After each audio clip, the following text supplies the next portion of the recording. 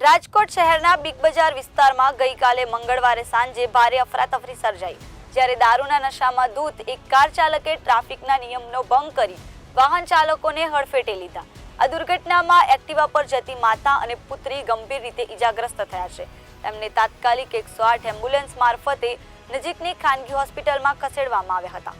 અકસ્માતની જાણ થતાં જ પોલીસની પીસીઆરની ટીમ ઘટના સ્થળે પહોંચી અને સ્થિતિ કાબૂમાં લેવા માટે કડક પગલાં લીધા. દારૂના નશામાં મસ્ત કાર ચાલકે કાયદેસરની કાર્યવાહી શરૂ કરવામાં આવી છે.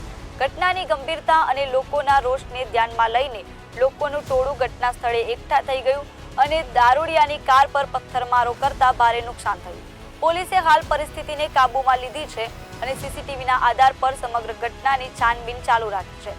આ ઘટનાએ સમગ્ર શહેરમાં ફરી એકવાર દારૂ અને નશામાં વાહન ચલાવનારને લઈને ગંભીર ચિંતા ઊભી કરી છે.